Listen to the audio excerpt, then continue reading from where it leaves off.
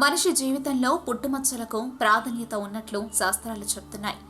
పుట్టుమచ్చలు ఎక్కడుంటే ఎలాంటి లాభనష్టాలు ఉన్నాయో పెద్దలు చెప్తారు.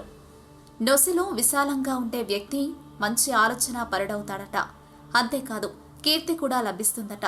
అటువంటి నుదుటి భాగాన పుట్టుమచ్చ ఉన్న పురుషుడు 10 మందిలోనూ మంచివాడు అనిపించుకునే గొప్ప గుణం ఉంటుందట. పరోపకారి కావడమే కాకుండా అందరికీ కృతజ్ఞుడిగా కూడా వ్యవహరిస్తాడట. ఇంకా ఎన్ని ప్రత్యేకతలు ఉంటాయో ఇప్పుడు తెలుసుకోండి.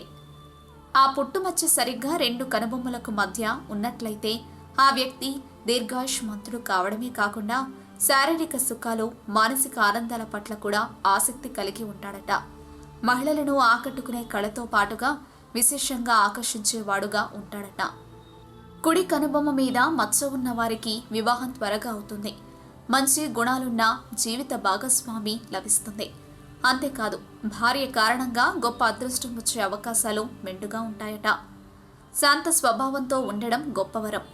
ఇక అదే కుడికంటి లోపల పుట్టుమచ్చ ఉంటే మంచి స్థితిమంతుడయ్యే ఛాన్సెస్ ఎక్కువగా ఉంటాయి.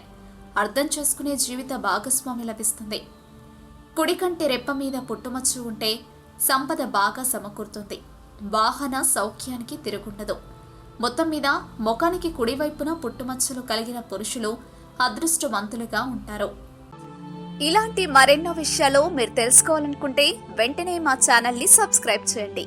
ఈ వీడియోని మీ మిత్రులతో షేర్ చేసుకోండి.